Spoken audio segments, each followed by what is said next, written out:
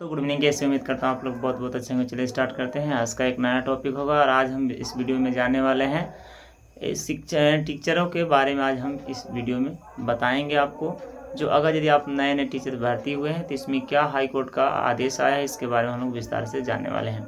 तो दोस्तों, अगर यदि वीडियो पर आप नए हैं यानी मेरे चैनल पर नए आए हैं तो चैनल को सब्सक्राइब कर लीजिएगा और साथ ही बेल आइकन दबा लीजिएगा, ताकि जब भी इस तरह का वीडियो अपलोड किया जाए सबसे पहले आपको नोटिफिकेशन मिल जाए।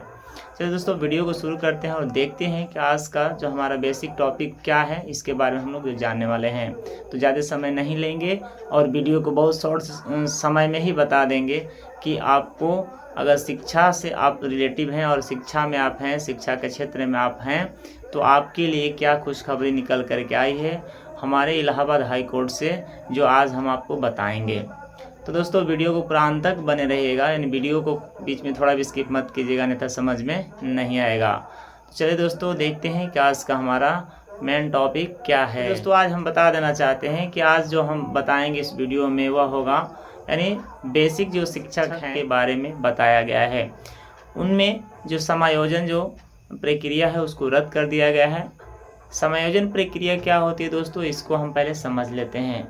समायोजन प्रक्रिया वह होती है जिसे मान लीजिए किस कोई विद्यालय है, उसमें 10 टीचर हैं और उसी के पास एक विद्यालय है जिसमें 5 टीचर हैं। तो जिसमें 10 टीचर हैं उस विद्यालय में, उस विद्यालय को 8 टीचर की आवश्यकता है, लेकिन फिर भी उसमें 10 टीचर हैं। और जिसमें 3 टीचर हैं, जिसमें 5 टीचर हैं उसमें 8 टीचर की ज़रूरत है, लेकिन फिर भी उसमें 5 टीचर मौजूद हैं।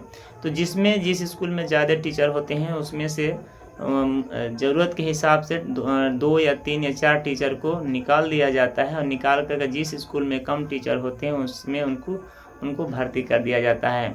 लेकिन यहाँ में सबसे बड़ी समस्या होती थी दोस्तों कि पहले क्या हुआ करता था कि जैसे नए वाले टीचरों की भर्ती की जाती थी तो फिर उन्हें निकाल दिया जाता था, लेकिन अब इस तरह का प्रक्रिया नहीं होगा, क्योंकि इलाहाबाद हाई कोर्ट का आदेश जारी हुआ है, नया अपडेट आया है कि अब जो नए जो टीचर की नियुक्ति हुई है वह उनको नहीं निकाला जाएगा।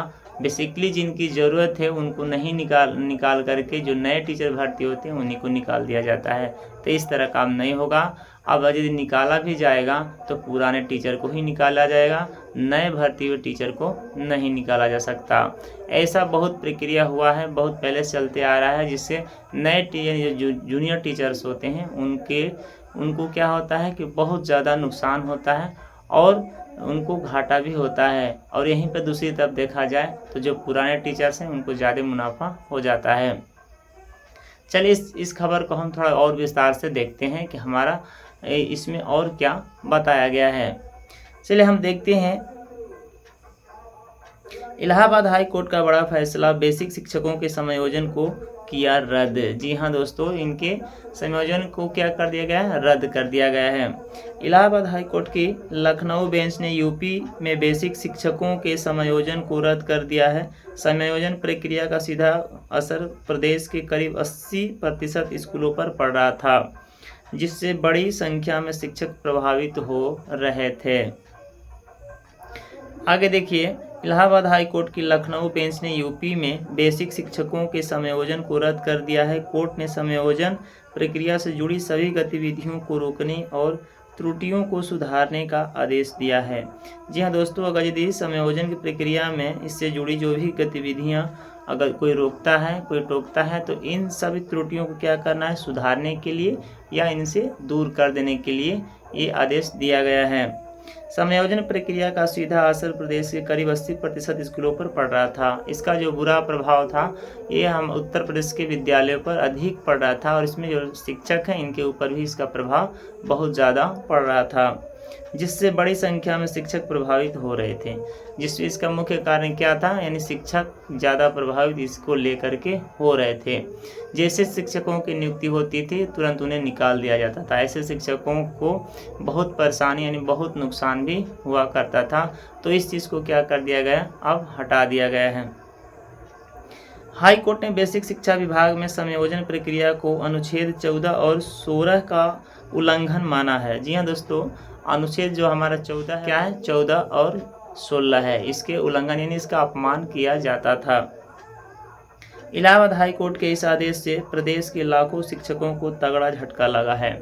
इस आदेश से जो इलाहाबाद हाई कोर्ट जो अपना आदेश जारी किया है, इस आदेश से शिक्षकों को बहुत जोर से झटका लगा है।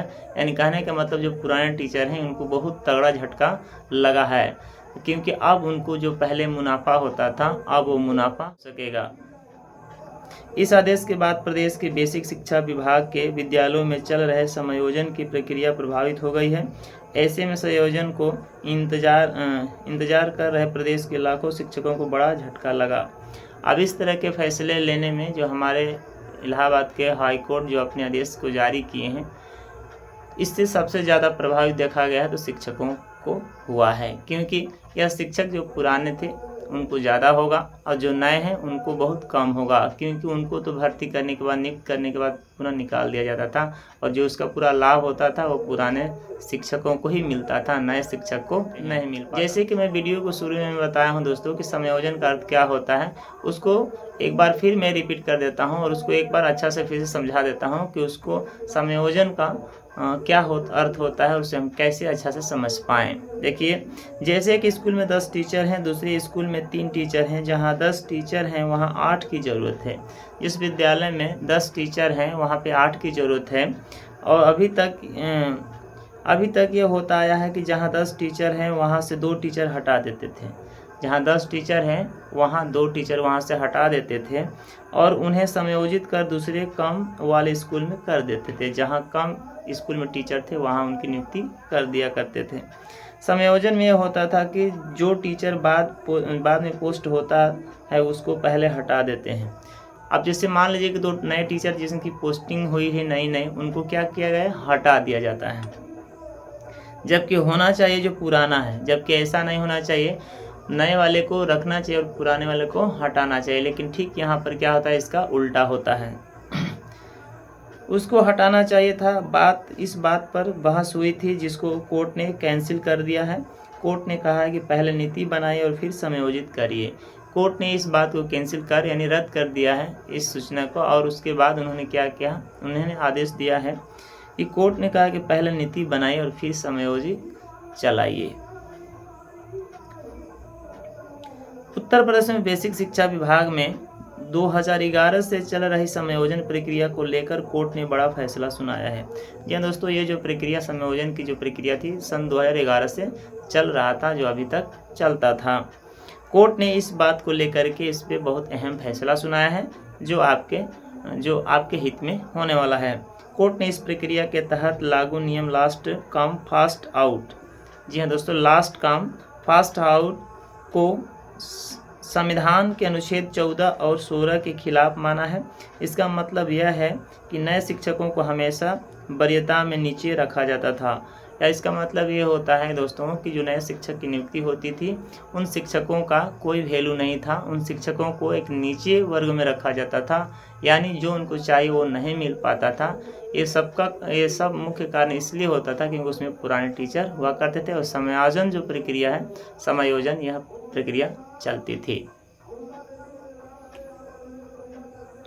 और ट्रांसफ़र पॉलिसी में बाहर कर दिया जाता था, और ट्रांसफ़र करने के बाद उनको बाहर कर दिया जाता था, यानी उस विभाग से अलग कर दिया जाता था। जबकि वरिष्ठ शिक्षक लंबे समय तक एक ही जगह पर तैनात रहते थे। अब उनको क्या होता था कि जो पुराने टीचर जहाँ से हैं वो वहीं पे रह जाते थे और इनको जो नए नियुक्ति होता है जिन टीचरों को, उनको दूसरे जगह ट्रांसफ़र कर दिया जाता था, जबकि ऐसा नहीं होना चाहिए।